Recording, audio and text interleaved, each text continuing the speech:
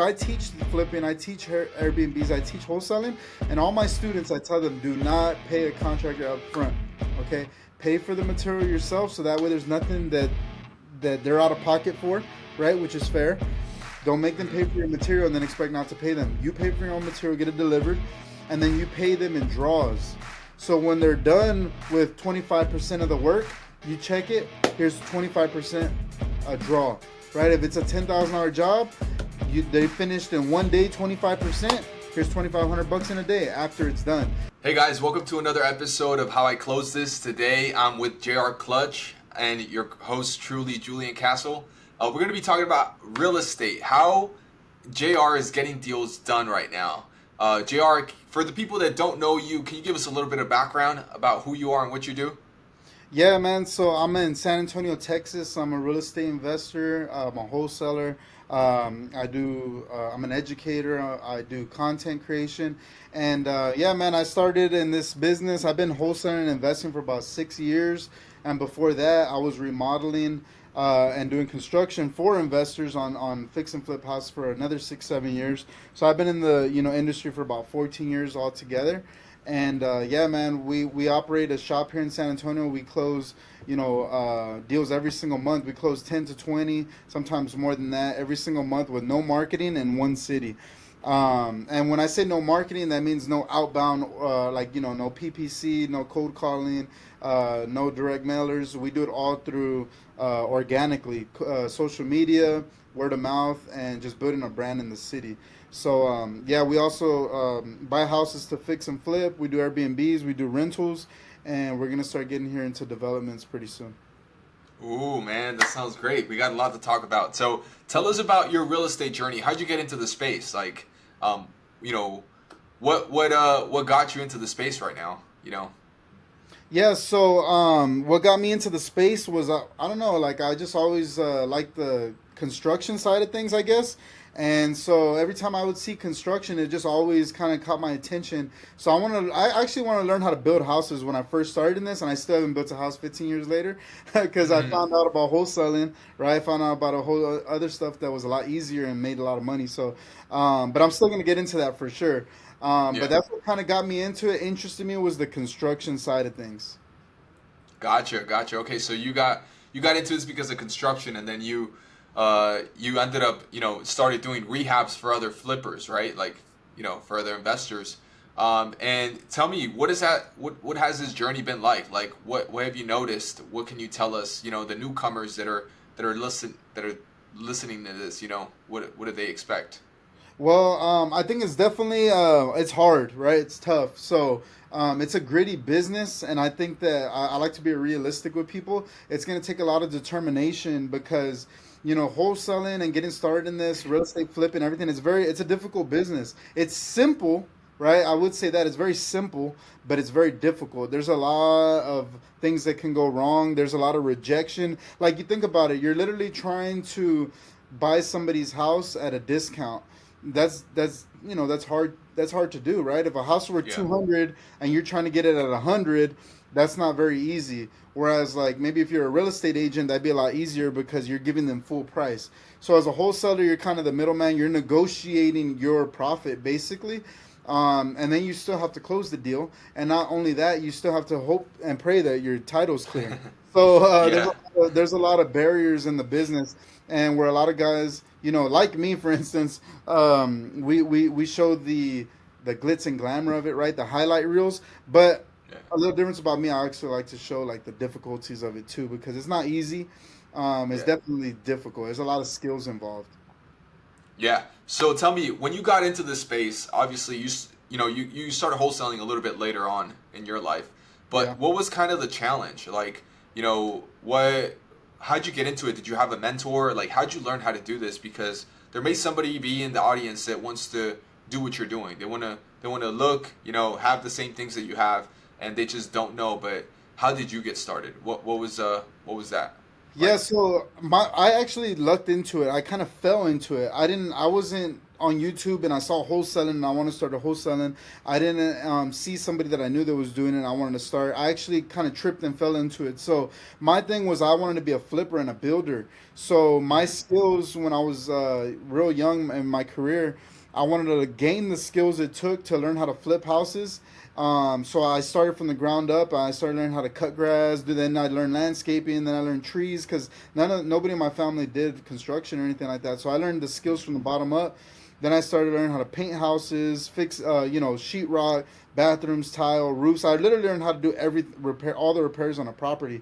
And my goal is to learn all the skills, and then while I'm generating income to start flipping houses, right, and be the best at it. And then one day I got lucky. So the way I got into it was there was another young dude in my city. He was flipping a lot of houses in the time in his 20s, and he was very young. And he told me one time, he was like, "Man, is this your construction company? Because like your prices are crazy. Like there's no way that like nobody's beating your prices." And it was because I had my own crew. And I told him, I was like, "Hey man, like honestly, this is this your company? Because you're the one with all the money, and you're flipping these houses. You're doing what I want to do, and you're so young." I was like, "How do you do it?" And he was like, "Oh man, have you ever heard of wholesaling and private money and hard money?" And I was like, "Dude, no, I've never heard those words in my life." He's like, "Okay, Yeah. look, I want you to look those words up: wholesaling, private money, hard money."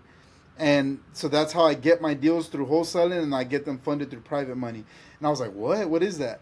And I started researching. He said, "Get your license, bro, and you could be good at this." And so I got my license, and then that's when I found out about everything. I already had so many skills working with all the investors, doing all the construction, everything that it was just like it was an easy transition because I already understood everything, right? I already understood how much it costs to fix a house, what I would need to buy it at to make it make sense, etc. So that's kind of how I got into it. I lucked into it, honestly. Hmm. That's Hmm. amazing, man. Yeah, a lot of people don't do, don't learn the hard skills. Yeah, They usually get into wholesaling first, and then later they get into flipping. But yeah, you going into construction that gives you different a leg up from everybody else. right. And so let me ask you this: so when you learned about this, like what was the like how'd you start taking action on this? Like what kind of marketing did you do? Like what how'd you start getting deals? When you started wholesaling. So I did it a different way than everybody's used to. So since I came at it a different perspective, right? I was working with investors that would give me the properties and I would fix it for them, right? So I already knew Yeah. investors and I knew mostly all the big ones because they would give me like many properties at a time. And I'm in San Antonio, Texas, which is a good market, strong market. I think we're number 7 or 6 population wise in the whole nation. And so there's a Yeah. lot of investor activity. And so what I did was I was like, okay, I already know the investors that are buying. Let me go try to find properties for them to buy. So I went to like wholesalers saying, hey, do you got deals? I got investors. And I would just try to plug them together and make the spread. So I kind of Mm. went at it like finding the buyer. And I know he's a qualified buyer because I know what he was doing with me. And then I just go get wholesalers. Hey, send me your deals. I'm going to send it to them and I'll just plug it together. It's kind of like JV model, right? Yeah. And then what I did is I did that a lot, over and over and over. And I was like, well, I want to start learning how to get deals straight from the seller, right? So I bought a Yeah. course. I think it was called like TTP. It was Brent Daniels. I don't know if you heard of Yeah. him. I had bought his course like a while back, and he taught me how to like use a dialer and buy data, cold call. So I tried doing that, and I actually built a little company off that. But I hated it. It was hard for me to scale because I hated data. I hated VAs and managing acquisitions and CRMs and all the leads. And I mean, I'll be honest with you. Like they say, don't do this, right? They say don't do this. Um, but yeah, like they say, don't skip the process, right? But I skipped the process. So like, I was supposed to cold call, and I was like, yo, this sucks. I'm not doing this shit all day. Like, just getting rejected all day and stuff like that. I was like, yo, I can't do it. So I got a cold caller immediately from the Philippines for like 3, 4 bucks an hour, and I was like, here, just save this script that Brent Daniels gave me, and put the leads into the CRM, fill out this little web form. So they started doing it. I didn't know if they were doing good or bad because I kind of, I wasn't that good. My company would have been a lot better if I learned it. And but anyways, I went that way. He started bringing in leads, and I was like, okay. Now I'm an acquisition agent. I'm gonna call them and try to get the deals locked up. And I was like, damn, I suck at this too. Let me. I was like, I don't even want to do this. So I literally called my cousin from Houston. He came down and we started getting together. But the thing was, he sucked too. So I'm like, damn, how do we get these deals, man? And it was a lot of trial and tribulation, like trying to make things work, and nothing worked. I sucked at it. My cousin sucked at it. Brought another cousin family member in. You know how Hispanics are, right? And Yeah. he sucked at it. And then one day I got lucky and I got this good sales guy. He was a good sales guy, and he started calling the leads, and he just started getting deals locked up. And I was like, holy shit, we're on to something, bro. Hold on. Like, he was Wow. locking up deals, and we're making like 50K, 60K, 70K in a month. I was like, yo, we're on to something, Wow. man. It's working, it's working. And I tell this story because, like, notice, like, I didn't like the cold calling, but I didn't give up. I was just like, how can I pivot? Okay, I found a VA for 3, $4 an hour. Get you to do it. Okay. And then she's bringing me leads, and I don't want to talk to sellers because they're like weak leads. Cold call. If y'all guys have ever done cold calling, you know they're always not the best leads if you're getting them from a VA. Like, some are like trash leads, right? They're like, oh well, she just said that if I want to sell my whatever, right? So then I called my cousin. He wasn't good at it. I could have gave up there. I was like, no, I'm gonna keep going. Brought another cousin. He sucked. I didn't give up there. And then I finally got lucky, and on the third try, I found this badass salesman, and he just started taking on. We just started building around him. So then I moved the other cousin into Dispo, and he started getting good at selling the houses. So I was like, oh man, we're connecting the dots here. And then little by little, man, we just started growing and growing. I just kind of just growing on those positions. Um, I don't know if I went off track. What was the original No, question? no, no. That's amazing. That's amazing. And let me Yeah. ask you this: so while you were getting this wholesale operation off the ground, were you still like rehabbing or doing other things for other investors, or No, like what were? no, I completely that last house that I met that kid at, the youngster at, that was my Yeah. last project ever for somebody else. Okay. Okay, Which gotcha.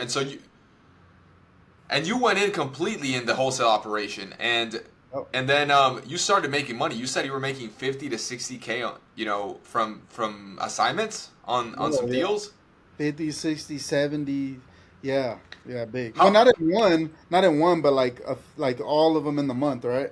Like per Oh, month. right, right. Yeah, yeah. How soon were you making money? Like, what type of money were you making, and how soon were you making, money, and It, when you it first took got probably started? like I would say like with the team or when I was doing it, because like when I was doing it, it was automatic, but there were small fees because I was just getting the wholesaler and then like plugging to my invest. So I was making like 3K, 5K. Sometimes I get lucky and make 20 or whatever. But when I was trying to Yeah. build the team based off of like cold calling and data and stuff like that, acquisition agents and all that, it took me about a good, I'd say like 6 months to get rolling. Like, okay, Mm. we're figuring this out. We're figuring this out. We could build off this 60, 80, 100, you know? Uh, so it took, I would say, like a solid 6 months of just figuring everything out. Okay, a solid 6 months. Okay, that makes Hmm. sense. Hmm. Um, and so okay, so you started doing cold calling leads, and then you put all the pieces together. What was your part? Like, were you the one who was just hiring everybody and overseeing things? Like, what was your part since you were just kind of getting everybody together? Like, what was your Yeah, part in that? I was just a business owner, right? So like I was hiring. I was the CEO, right? So I would do all. I would make sure the team and the game and the plays were ran, right? So I would buy the data. I would clean the data. I would load it into the CRM. I would hire the virtual assistants. I would make sure that they're making their calls, bringing the leads into the CRM. I was making sure the acquisition agents were calling the leads and hitting their numbers. I was making sure we are getting deals under contract and Dispo's being able to sell them. I was doing the Mm. branding, right, the marketing, and remember, like, guys, you can see this story. You know, the funny thing about this is, remember when I told you I found the good salesman and we started rolling? Yeah. That at that point in my story, I didn't film anything before that, like all my construction days and all that. But it was pretty earlier in the story. If you go to my YouTube at JR Clutch, I literally film everything.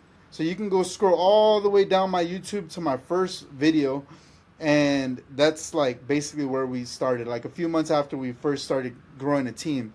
So this was 4 or 5 years ago, where I was, you know what I mean, 6 years ago, whatever, and. Yeah. You can see our growth. That's what's pretty cool about it, and that's a big part of our success is the content. We make a lot of content, so we make vlogs, podcasts, reels, photos, right? and we've documented the whole journey. So like I'm gonna be able to look back and show my kids and grandkids like how this all thing played out. So you can literally go to my YouTube and scroll all the way down, guys, and you can see my journey until and up until today. So, and I advise y'all to do that too, because it's a That's big amazing. yeah. Because now at the point, man, we don't do any cold calling anything. All our deals are through this brand we've created. People just DM us and call us all day on deals. We get 5, 10 opportunities every single week here in San Antonio, Texas. That's amazing. Wow. Yep. And let me ask you this. You said you found a salesman. Where'd you find him? How'd you find him? Like, Dude, I found him how'd at you? a pool party.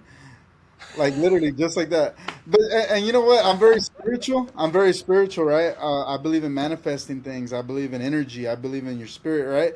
And I feel Yeah. like just like when you our brains are very powerful. When you put your mind to something, it leads you certain paths, and you find people and situations and circumstances in the most unexpected ways, right? But it's just like you're feeling it so powerful, and you want to create this that you bring it to you, right? So this was just at a pool party in the summer one time, and I was like, "Hey, what's up, man?" And we're talking, and I was like, "Man, this guy can talk." And I was like, "Hey, you want to try real estate, bro?" And he was like a security guard or something at the time. He was like, "Yeah, I'll try it out," and there it goes. Wow, that's amazing. You were able to spot someone that had talent, and that's how you got him to be Yeah, successful at real estate. yeah. That's amazing. And talk to me. Tell me why the branding part is so important. Like, what started in you, to want to put this out there, for everybody to see? Because a lot of people don't like to be, the spotlight, or don't like to showcase or document their journey. So, what makes it important for you that you think that you actually, went in with it and actually started doing it? You know. Yeah, I think that it's important. Well, first of all, I was the same way. I didn't want nobody to know what I'm doing, and because like as Hispanics, like we're like, we have that envious culture, right? Like you're like, I don't want people to see what I'm doing because they're gonna be hating on me and stuff, right? And Yeah. one day, I don't know if you guys do you know some guy named Max Maxwell? Yeah. Okay, so he was a big like he was one of the first wholesalers to like blow it up on YouTube and stuff. And I would like watch all his vlogs. I was real into what he was doing. And so I went to one of his seminars and in Dallas, and I met him in the hallway, and we are talking about some other stuff about what I was doing and some stuff I could help him with. And he took a liking to me, and he liked what I was telling him, and I had some information for him too. And so we exchanged like I added each other on Facebook or something. He ended up DMing me one time, and he was like, "Hey, what's up, man? I still want to hear more about what you're doing." This dude was like a superstar, right back already. Mm-hmm. I wasn't doing no vlogs, no content, no nothing. And he's like, Yeah. "Yeah, man, I want you to come. I'm gonna fly you down to my city." And I was like, "Oh hell yeah, cool, man." So he flew me to Winston Salem, or I think that's what it's called, North Carolina, Yeah. first class, cool ass dude. Got me a hotel in like the sickest hotel, and I was just chilling with him all weekend. And he had this big warehouse with a YouTube studio. It was like amazing, bro. It was cool as hell. Wow. And to this day, I still do this randomly for people because it was done for me. Like I just get a random person and let them hang out with me, so I inspire them. And I remember we were eating barbecue in North Carolina, which don't got nothing on Texas barbecue, by the way. But so uh, we're there eating, and he goes, "Hey, let me ask you something." He's like, "How come you don't do like content and stuff?" And I was just like, "It's not for me, man. Like I don't think I want to go that route." He goes, "You're being selfish, right?" And I was like, "Like, what do you mean I'm being selfish?" He goes, "When you met me at that seminar, man, what did you see?" I was like, "A lot of people." He's like, "Yeah, but like, what'd you see?" I was like, "Yeah, like your people, like your community, right?" And he was like, "Yeah, bro, I'm inspiring the people that look like me. I had 1,000 people that look like me in there that otherwise probably wouldn't even be interested in real estate investing." And I was like, yeah. "Damn, that's pretty true." And he's like, "Bro, there's not a lot of people that look like you. You should try it. Like, I'm Hispanic. I'm like dark skinned and stuff like that." And Mm-hmm. he was like, "You should try it." And I was like, "Damn, that actually sounds pretty cool." I was like, "That makes a lot of Yeah. sense." I was like, so I went back, and I had a guy named Sheik, one of my boys. He was doing videos, and I was like, "Hey, bro, let's just try doing vlogs, bro." He's like, "Yeah, man." And like I said, if you go to my YouTube, you scroll all the way to the bottom. That's the first one we ever did. It was just some deal we did in Austin, Texas, for $50,000 assignment fee, like 30 minutes up the road. And that was our. That's once we did that, bro. I just fell in love with it. I was like, man, this is awesome. This is cool. Then we started turning them into reels and posting them, and it was doing real good. It just started catching fire, man. People like what they saw, and we just been going ever since. That's amazing. I love to hear that. That's such a great story. I like it. Uh, So tell me, how many deals are you doing now? A month, and what's kind of like your revenue and your profit margins? Like, tell us like what's the breakdown of your business right now? Yeah, so anywhere like we're closing anywhere from like 10 on the very very low end to 20 on on a really good month, and we haven't actually closed 20 in a few months. Like it's been a little bit since the market slowed down a little bit. We're really Mm-hmm. like probably like 10 to 15 right now, but Mm-hmm. when the market heats up again, like it's about to, we'll be in the 20s, 30s probably, and we're in one Yeah. market. Our fees are a little bit smaller though. They're not traditional like we hear wholesaling, because like usually when you're straight to seller, they're like your average fees probably like I don't know 20,000 something like that, 20 Yeah. 30,000, because you're getting it straight to the seller and you're going deep. When you're doing my model, which is realtors, other wholesalers, bringing us their deals, it shrinks it, right? Because we're paying them too. So our average is only like about 12. So you can work out the numbers there, right, with how much we're doing, and Right. uh, and the thing with our my company as well is I pay my people a lot more than other companies because we eliminated that expense. So instead of having a 50, 30, 50, $60,000 marketing bill every month, I eliminated that. So I'm able to pay my agents more, right? So everybody Mm-hmm. gets to eat, right? I believe in that. I'm not greedy. I want everybody works hard here. I want everybody to make a lot of money. So I'm able to pay probably one of the most, splits in the nation. So I give them high pay like that, and yeah, pretty much how we do business. Pretty much like a JV model, right? The realtors and agents and other wholesalers bring us their deals. We're basically like a dispositions house. We have thousands of investors that just buy in this city, and we're very good at selling deals. So Mm-hmm. that's kind of how my model works. That makes sense, totally. And what's your team look like? How many people you have on staff? So right now we're actually a pretty small team. We got three disposition agents, two acquisition agents. Me, I'm kind of like an acquisition agent because I get a lot of deals in my DMs, but I kind of just give them to my guys. Mm-hmm. And then I have a TC transaction coordinator, and Mm-hmm. I have a full time videographer, and then a project manager for all our projects. Nice, nice. So we're Okay, able that to do makes a lot of sense. damage with this little team, actually. Yeah. But we're Yeah. about to start. I only shrunk it because the market was a little tough recently, right? So if anybody tells you the past year and a half was great, they're probably lying. Because it, like, compared to when we were before they raised the interest rates, man, everything was flying off the shelves. It was a great Yeah. time. But then once they started raising those rates and shrinking the market, man, it was tough. It was tough. So that's why I shrunk my team a lot. But we're still able to be a small team that make a lot of profit, right? But now Yeah. that Trump's getting back in the office, we all know what's going to happen, right? Hopefully, we all see the market go back up. People are going to be Mm-hmm. buying again. Like you've already seen the consumer confidence in the market. The stock market just, I don't know how many trillions were pushed into it right after he got elected. So that's a good sign for us. So I'm going back on hiring. We're going to expand again and take back off like a rocket. Okay, amazing, amazing. I love it. Okay, that's really cool. I want to talk about a little bit about what the different team members in your team do. So just give us a brief breakdown of what acquisitions is, why it's important, what disposition does and why it's important, and what a TC is and why it's important, and what a project manager is and why is that important. Yeah, so the acquisition agent, their job is to find the deals for our team, right? Mm-hmm. Simply put, so they're out there getting the deals. Whether it's on the way we do it, they'll be on the MLS making offers. They'll have the realtor relationships that get in our pocket listings, or Mm-hmm. the relationships with other wholesalers that bring us their deals. So it's their job every day to come in, make offers, underwrite the deals, and get a good Mm-hmm. property for our dispositions team to sell. Because Mm-hmm. as you know, like the JV model can be a little difficult if that's what you're doing. As far as like you can't, not every deal that comes in a JV is even a deal. A Mm-hmm. lot of people don't know what they're doing, and they'll send you a deal, and they're like 50K off. So it's a lot of underwriting and making sure we're getting the deals at the right price, so that our disposition's not shooting out some watered down deals that hurts our reputation, right? Like, oh, don't open those emails; they're all overpriced, right? So we're making sure we're getting solid, underwritten deals. That's their job to bring in those deals, underwrite them correctly, and get the pictures, the emails out to our dispos. And then our sales agent's job is to continue to find new buyers coming into the market, people who are ready to buy, get them qualified with hard money lenders, and get them to showing houses and sell them the houses. Mm-hmm.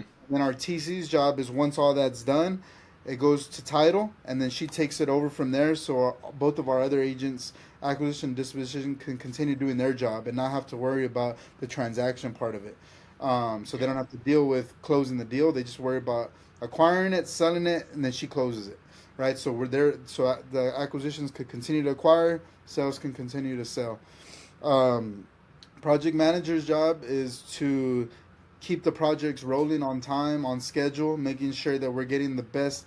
We use all subcontractors, right? He's pretty much the GC, so we're getting the best prices on all the trades, right? Our remodel costs are as low as they can be. That the jobs are getting done on time and correctly, and making sure that our construction is going smoothly. Right. So you are also doing some flips, right? Right, right. Well, so Oh, we don't do flips. I'm mostly keeping everything. So we're okay. doing flips, but we're keeping them in house, right? So I got you. yeah, like for your audience, if they're newer, right? Like usually you would buy a house, fix it, and flip it. But we're Yeah. doing the same thing. We're buying them at the flip numbers, remodeling them, but instead of flipping it and cashing out on the equity, we're just refinancing, cashing out on equity, keep getting some tax benefits off that because now we got some depreciation, and but we're still holding on to our equity, but we get what you call cash flow. So every Mm-hmm. month we're getting passive income, and we're holding on to our equity. So every year that goes by, we're just gonna get more and more wealthy, hopefully, right? That's So amazing. Yeah, I love it. Talk to us a little bit about that. So how many rentals do you have? What kind of rentals do you buy? And I guess like how much you're making, in profit. yeah, yeah. So I just started I was a big flipper, and Mm-hmm. my tax bill just got way too crazy, and so my Mm-hmm. tax guy was just like, "Hey man, it's about time for you to start holding on to everything." So I just started like about last year, and so far we've collected nine, Nice. and mostly all of them are Airbnbs. And the reason I like Airbnbs is because um, I like a lot of cash flow, right? So like Mm-hmm. the traditional route, if you get a rental property that's long term meaning that you put one tenant in there for like a 1 year lease or longer. Usually after you refinance with the current interest rates, I mean you're cash flowing in my market at least anywhere from like $150 to maybe if you're lucky $500 a month. But usually it's probably somewhere in the middle around 250 to 350. Mm-hmm. And to me that doesn't excite me. I don't want to do all that work for 250 $300 a month where when Yeah. one thing can break and you lose all your profit for the year. It doesn't really make sense to me. So the Airbnb model, what I liked about it, which there's a lot of pros and cons. Yeah. I liked it that usually my cash flow on Airbnb is anywhere from on the low end like $1,000 to on the high end $7,000 a month, right? Depending on Mm-hmm. the season and if it has a pool and all that stuff. Mm-hmm. Um, that's worth my time in my opinion, right? Because if I Yeah. can get even at the minimum $1,000 a month, but I have 10 of them, okay, that's decent, right? Yeah. That's worth my time compared to if it was $300 and it was a 3,000 a month, right?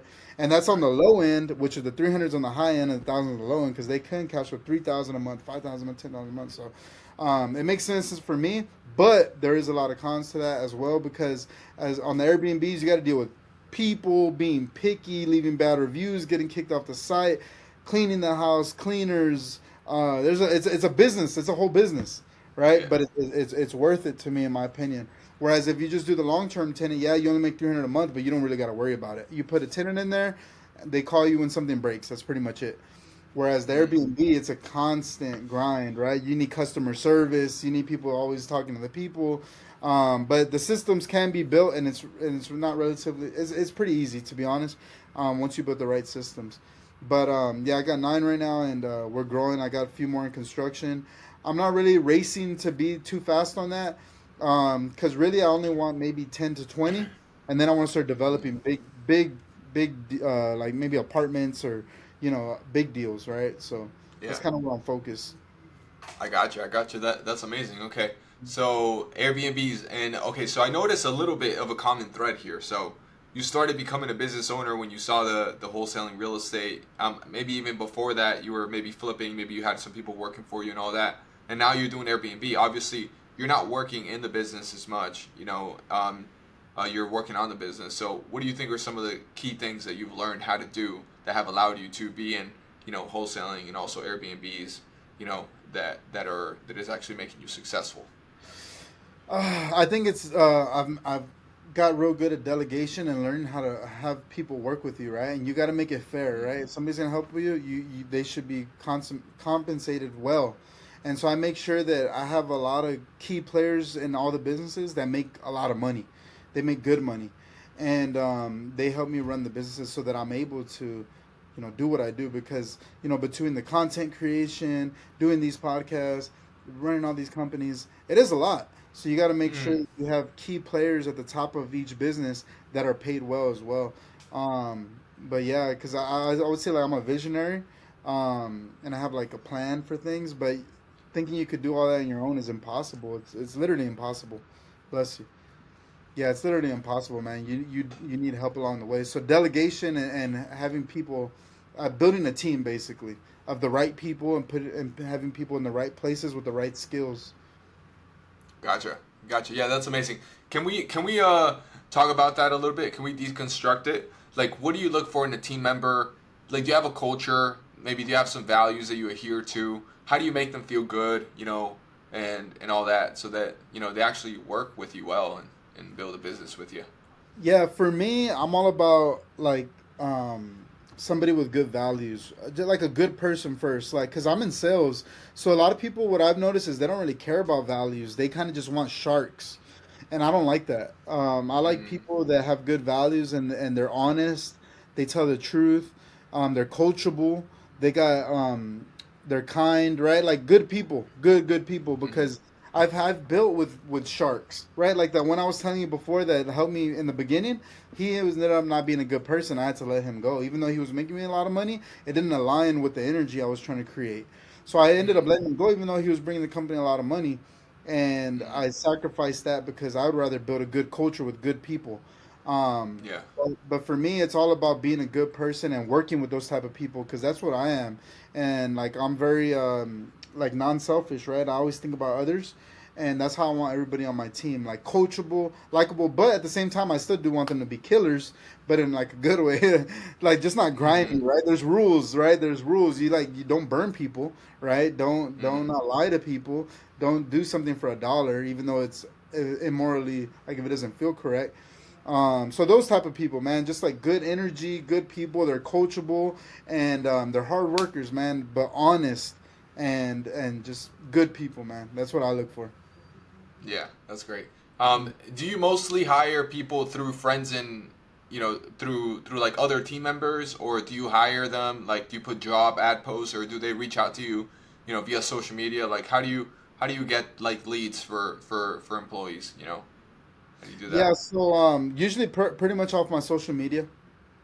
Mm, Like I've tried Indeed, I've tried like Monster and stuff like that, but it just doesn't ever pan out. Like usually my best people come from my social media because they're already familiar with what we do and they want to be a part of our culture. And those are where I get mm, my best people because people from the outside they kind of just don't even know what the company's about. They don't know anything about it, so it rarely pans out. They're just not as excited as somebody who's been keeping up with all the content and watching what we do. Those are my best lead source for people is from my social media. yeah, I got you. Okay, so let's talk about the brand that you built. So like, what I guess who taught you how to build a brand, or how did you learn how to build a brand, and what are you doing that is actually been working for you, that's effective, that somebody can look, can somebody can learn to do themselves. Yeah, that's a funny. I've never been asked that before. I think that that's a good question. I think that honestly it was natural. I'm like a natural at it because I mean I never went to college or nothing like that. It just all came pretty natural to me, like common sense, right? So I think be yourself, right? Be the Mm-hmm. authentic version of you, And a lot of people ain't gonna like you. Let me tell you that right now. Like, and if you put yourself out there, there's gonna be hurtful comments. There's gonna be people that don't like you. And to a lot of people, that's tough because everybody wants to be liked. Let's be honest. We all want to be liked, Yeah. right? So when you get those people that are like, this, and this about this guy, he's got to be fake, or they just talk shit. It can hurt a lot of people. As for me, I think that's like one of my superpowers. I literally give a fuck less about what anybody thinks about me. Like, I think it was from being in construction for so many years. It's just like a rough place, and we like talk a lot of crap about each other, right, in construction, and so I built like a thick skin. Um, so that never bothered me, but I think that's what stops a lot of people because they try to be liked by everybody, and it's just impossible. So the only thing you can do that because when you try to be liked by everybody, that's when you start being the non like authentic version of yourself, right? Because you're trying to say what they want to hear, or you're trying to make the action that they want you to do, right?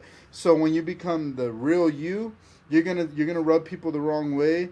People are gonna dislike you, and you got to be cool with that. So that's a big part of marketing, in my opinion, and branding, because it's magnetic. When somebody is like Donald Trump, for instance, he is a real authentic version of himself. He can care less what you think, and it's very magnetic, right? Like the best influencers or people or branding marketers are the Hmm. people that divide the line in the sand, and you got to say, I either love this guy or I hate this guy. There's no in the middle. Like if you ask anybody about Donald Trump, I don't. You call five people on your phone, none of them are gonna say, he's all right. They're gonna say, oh, I love him. He's go MAGA, whatever. Or some people say, I can't stand him. I can't believe he just won. That's how you want to be. And the only way to be that is just be you, be authentic. And when you're creating your content, what I like to do personally, like you just saw before I got into this show, I got my videographer and I told him, hey, we're gonna make a reel, right? And I was just like, hey guys, like I'm about to jump on with Julian Castle on the how I closed my deal, or what was it called again? How I close this. How I close this deal, right? How I close this. And guys, if y'all have a podcast that's just starting and y'all want somebody to come on, you know, come at me and I got you guys. I'll do it for you. And see, so what I'm really doing is just I have my videographer with me at all times, and we capture every moment in real time. I'm not scripting anything. I'm not acting. It's just documenting the journey literally. What I do every day is what you see, and that makes it like it gives it some sort of real factor to it, right? It doesn't seem bogus like HD TV. It's like you might see me cry on a damn show. I don't know, on a vlog. Like this is real, like right now we just lost or we're fighting the title company because they sent our earnest money we sent on a deal to another person, and they're saying, oh, well, there's nothing we can do about it. No, hell no, y'all are gonna fix this. So stuff like that, that's all real. And so Yeah. what I would say, you're just starting, man, just document what you're going through because everybody can relate to you at a different stage. Even if you're just starting, people can relate to that. The troubles you're gonna go through, the hardships you're gonna go through right now because you're just starting. People want to see that. It's relatable, right? So Hmm. just document your journey, be the best version, most real version of yourself, and don't care what people think. And you're just gonna have to go into it knowing that not everybody's gonna like you, and that's okay. Mm, I love that. That's amazing. Yeah, that's so authentic of you. That's great. Um, Wonderful. All right, I want to talk about a little bit about construction, a little bit Mhm. about your the first part of your life, right? And tell us some of the things that you learned, that someone can apply, whether they're wholesaling, maybe getting into fix and flipping, for example. What are some things that you learned in construction? Doing rehabs for other people or flipping your own deals that Mhm. would really help someone else. Get started or get their deals done. Maybe some I don't know, the top three mistakes to avoid or the top threes do's, something like that. Yeah, so I get a lot of flack about this. So I had a video go viral on Facebook, Insta, everywhere, millions of views. And what I said on there, which is huge, that I'm gonna stand by it to this day, is you never pay contractors up front. Huge, Mm-hmm. huge, huge, huge, especially with no relationship. So that's where a lot of people, because I teach flipping, I teach Airbnbs, I teach wholesaling, and all my students, I tell them, do not pay a contractor up front. Okay, pay for the material yourself, so that way there's nothing that they're out of pocket for, right? Which is fair. Don't make them Mm-hmm. pay for your material and then expect not to pay them. You pay for your own material, get it delivered, and then you pay them in draws. So when they're done with 25% of the work, you check it. Here's 25% a draw, right? If it's a $10,000 job, they finished in one day 25%. Here's 2,500 bucks in a day after it's done, and you want to keep them working in front of the pay because contractors, and I can say this because I was a contractor, are notorious for burning people, right? And not all guys. Let me clarify. Not all contractors do this. There's a lot of great contractors out there, but there are a lot that make a bad name, and you don't know who's who. So until you build that relationship and know who they are, do not pay them. Let's just say it's a $10,000 job and they want 5,000 up front without doing any work. Tell me how that makes sense.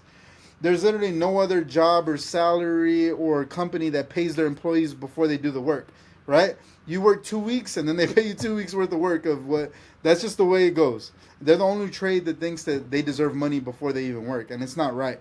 So the same goes with anybody, doctors and lawyers and everybody, right? I mean, they might get what do they call it, retainers, right? But I mean, that's a doctor and a lawyer, right? A contractor is usually a guy that's working out of his truck. So so I want to clarify that I'm not against contractors because I was one, and I kind of in a way I still am one, but I try to keep the investors safe. So pay and draws, and that'll keep your investment capital safe. Okay, so that's number one. Number two, when you're flipping houses, the most important thing if you've never flipped a house is getting the after repair value right. So get a realtor that knows what they're doing and that's very conservative. Be conservative on your after repair value.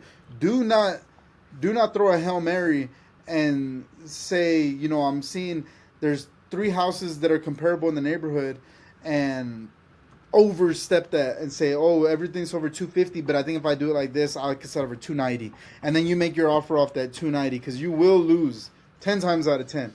You got to be conservative and make sure you're going to get that money back. Okay, so get a realtor that knows what they're doing, that's conservative. Do not overstep that ARV and think that you can get more because you're going to lose 10 times out of 10. Hey, make your offer off 250. And list it for that 290 you thought, but you still made your offer off 250, so anything else is just bonus. But don't make your offer off the 290, right? Another thing, what can I say?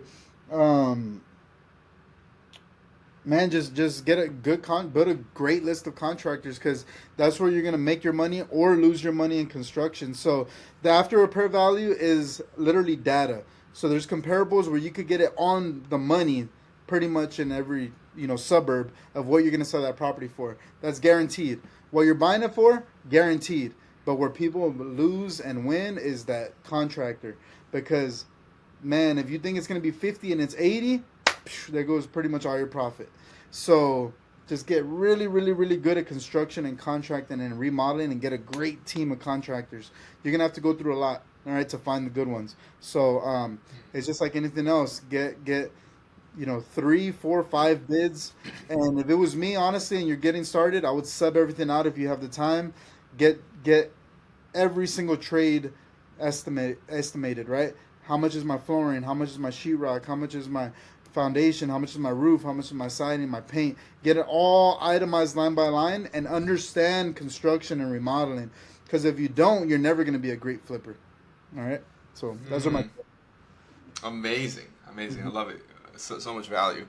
All right, wonderful. So we got this. Tell us a little bit about those benefits that you talked about earlier when you're saying you're like, I was doing flips and my tax bill was high and my accountant said I should start holding some of these properties, and that's what you've been doing so far. So tell me, what are some of the benefits of doing the model that you're doing right now with the Airbnbs? Tell us, I guess, depreciation, what a cash out refinance is, how you're building, getting built-in equity from your flips, right? And all that. Just let us know what the benefits are for that. Yeah, so if you're wholesaling, guys, that's all profit. So if you wholesale a lot and you're making hundreds of thousands, millions, whatever, your tax bill is going to be big. So if you get that and then you flip in as well, it doesn't make sense. It just doesn't, because you're already making so much income. Why are you continuing to start another business with so much income in the same field. It kind of just doesn't make, or it wasn't making sense to me. It might make sense to others.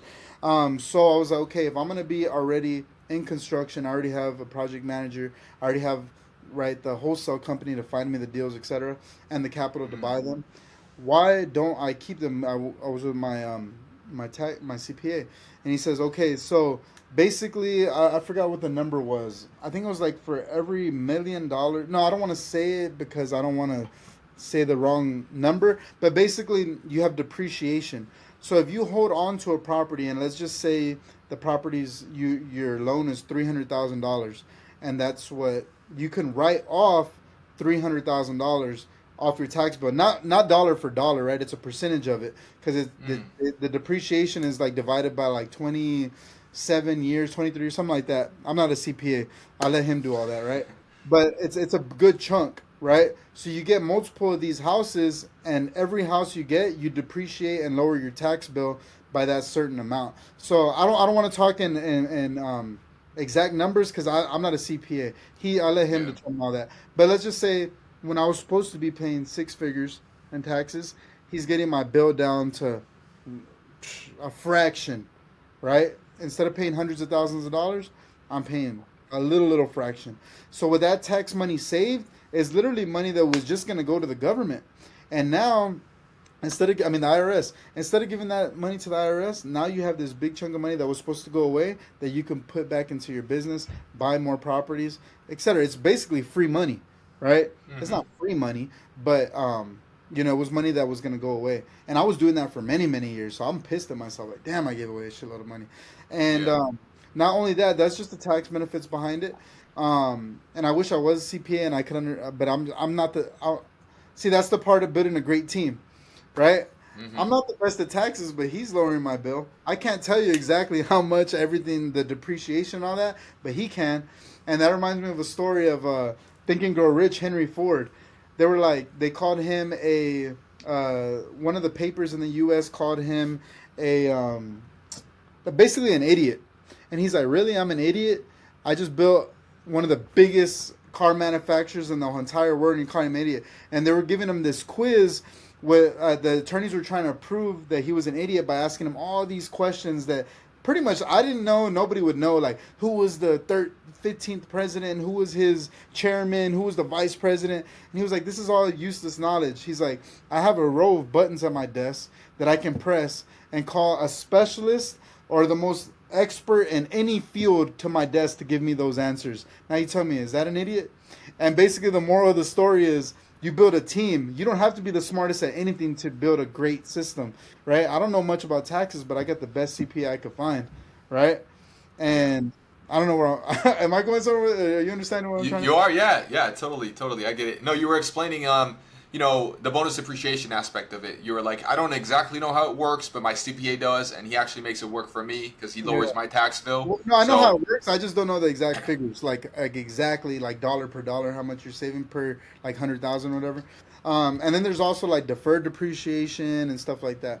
But anyways, the moral of the story is when you keep the houses and you're making a lot of income, you're paying less in taxes. You're keeping more of that because of your depreciation. Second of all, though, is the appreciation of the equity of the property. So as time goes on, historically, the U.S. market and the housing market is going up over time. There are points where it goes up and down, but historically on the line graph, right, it's going to go up and up and up, right? Depending on where you're mm, at. Hopefully you're not in a bubble. So that means that in 10 years, every house that I own should be worth more. It should appreciate over 10 years and be. I should have more in equity than I do right now. So if a house right now is worth 300,000 and I only owe 200 on the loan, right now in equity I have $100,000 in equity. Right, I can cash out on that if I sold it. But in 10 years, that house should. I don't know like the percentages it raises or what in San Antonio because none of that you can really predict. But let's just say in 10 years that house is worth 400,000. So now I have 200,000 in equity minus anything that I paid off on that loan, right? So your equity just grows and grows and grows over all your properties. So you're growing it. So you're getting that tax benefit. You're getting that appreciation over time. Um, what else? You're getting taxes, appreciation. And cash flow. Let's not forget about that. That's actually one of the best parts. So on my Airbnbs, let's just say I cash out refi. If I have to buy a house for, let's just say for solid numbers, I buy a house for 100,000. I put 50,000 into it. I'm all in for 150. I go and I get the appraisal and it comes out at 250. The bank will lend me like 70 to 75% of that 250, right? That's on a DSCR. So let's see. So 250 at 70% is 175, right? So that means that I'd get my initial 150 investment back plus 25 extra thousand that's tax free, right? So I'd get 200. I'd get my 150 that I put in. Let's just say I had a hard money loan and I got to pay all that off to one. I got to pay the hard money loan off. They get their 150 back, and then I get a $25,000 tax free check, okay, from the refinance. But not only that, the house is appraised at 250. So I got 25K for free, right? Plus I still got 75K in equity sitting in that house. Does that make sense? Are those numbers right? Yeah. 250 minus 150 minus, yeah, so I got 25K tax free plus I got a little 75K piggy bank, right? Yeah. Plus the cash flow. So let's just say my refinance, my payment is $1,800 a month. Let's just say PITI, principal, interest, taxes, and insurance, right? So I owe 1,800 a month every single month, but I put it on Airbnb, and I'm making, let's just say 3K a month. That's $1,200 coming in profit every single month off one property. Plus I got the 25K in tax free cash. Plus I'm holding on to a 75K equity if I ever get in a tight jam. You do that 10 times in a year, you just built $750,000 in equity and made $250,000 in tax-free income. Plus you got 1,200 times 10 is 10,000. What is that? 1,200 times 10. I don't know, what is that? $12,000 a month in cash flow. So you Yep. can see how these things start to be crazy, right? Yeah. But I ain't gonna lie, 10 in a year is not for like a beginner. You're probably gonna, let's just say that you do two in a year, which is still good. You made Yeah. $50,000 tax free. You created 150K in equity, and you're making 2,400 a month in cash flow. Still great off just two in a year, which is definitely possible. That's amazing. Yep, a lot of great benefits there. So RJ, tell us. You talked about in the beginning that there was this kid that you met, right? He was doing all the flips and stuff. You were doing the construction. He Hmm. talked about hard money and private money. Um, what is that, and are you using it? Oh, absolutely, yeah. So hard. I don't have private money. I don't have like time to be looking for money and stuff like that. So I use hard money, which is just basically a high interest loan that's asset based. So it's an interest only loan. So basically, a hard money loan is as a company that's lending on properties that need work, they need repairs, and they're going to lend you at a high interest rate. So typically, a bank loan is going to be anywhere from, right now, I want to say 5 to 8% interest, and a hard money loan is at around 12% interest. So that's like almost double, right? In some cases. So it's very high interest, and it's an interest only payment. So, and it's based on the asset. So basically, they're not gonna really run your credit and stuff like that. They'll do it initially until they build a relationship, but they're gonna base their loan based off your asset. So they're only looking at the asset and how much money you have in the bank to cover your payment, because they don't want to foreclose on you really. So Hmm. what that basically means is that they're gonna underwrite your deal and they're gonna see if it's a good deal. If the deal's good and it's like 70%, then they'll cash on that loan as long as you have a certain amount of cash in the bank to cover your payments, your down payment, and for a certain amount of time.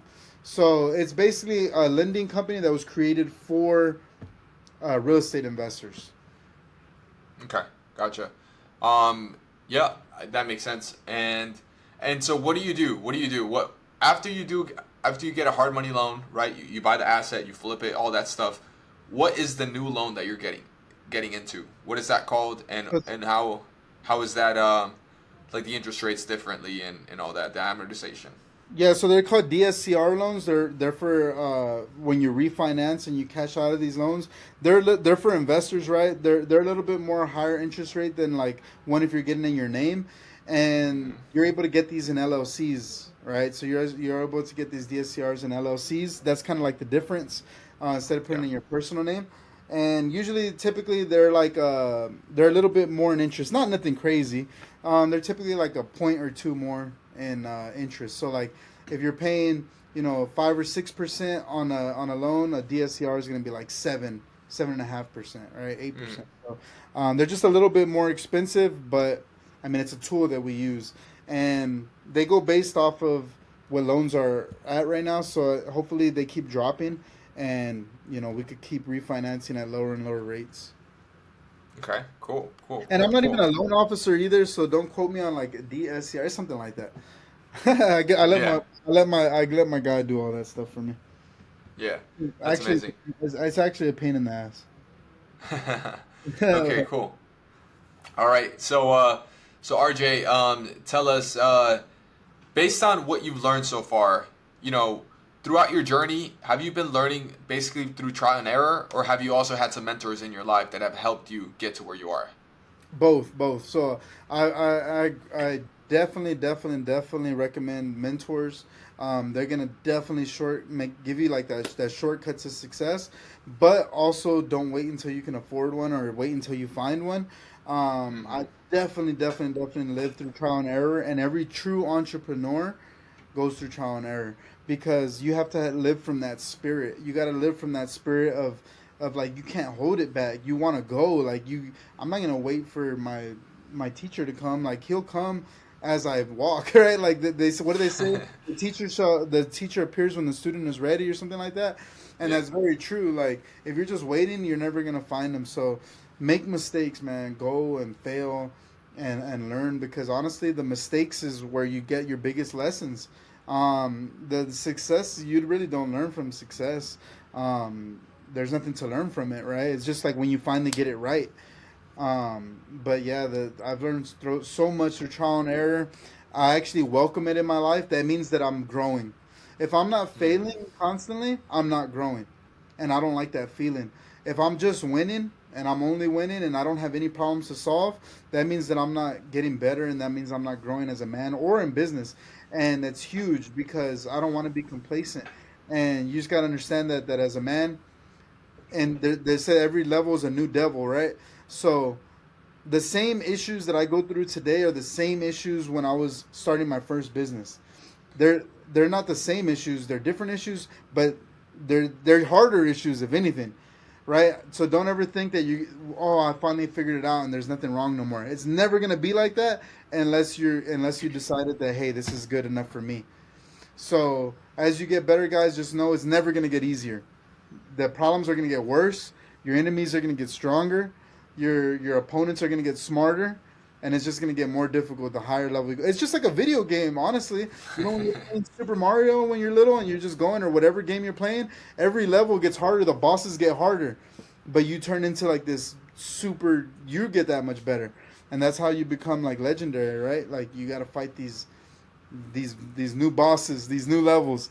But just know that, guys, like, because I guarantee you, whoever's watching this is going through problems in their business or life, Yeah. and just know the moment you decide and you know that they're never gonna go away, and that you just got to be a professional problem solver and get through life.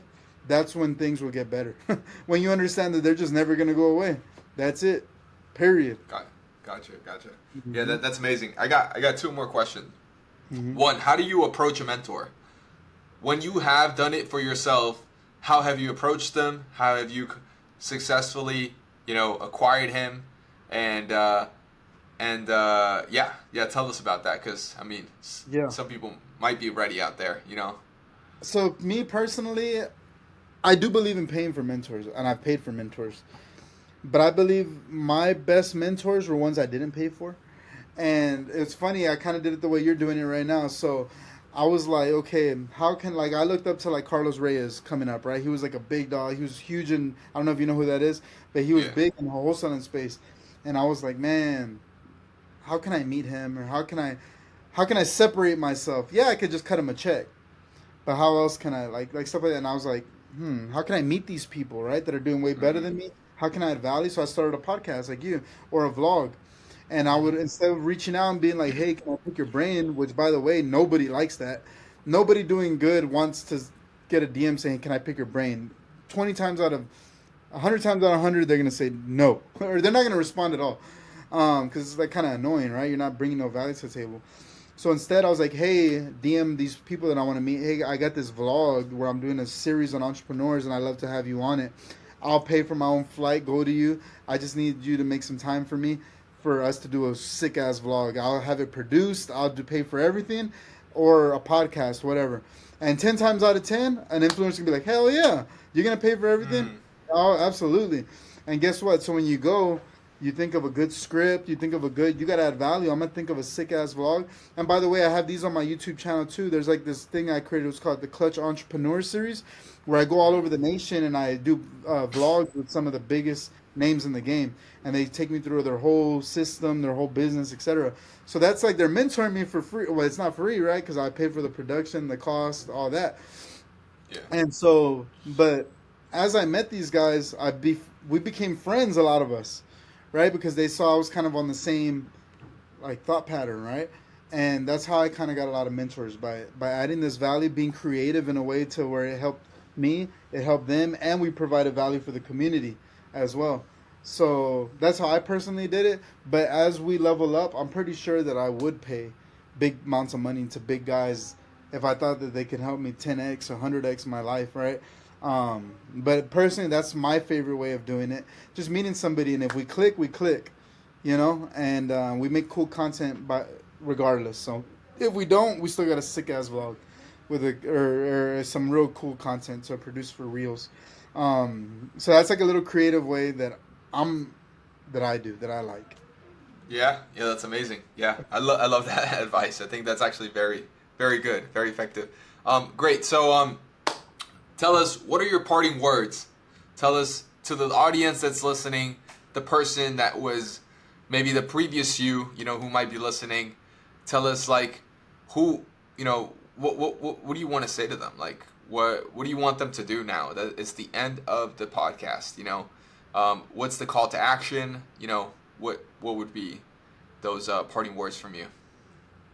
I think that my parting words would probably be just to get a clear idea on what you want and what you're actually gonna get clarity and create a plan from it. Right? A lot of people are, especially in our age, I think, because there's so much information out that they're like a drunken monkey going from branch to branch. Oh, wholesaling. Oh, Amazon. Oh, crypto. Oh, like they just don't know what the hell they want.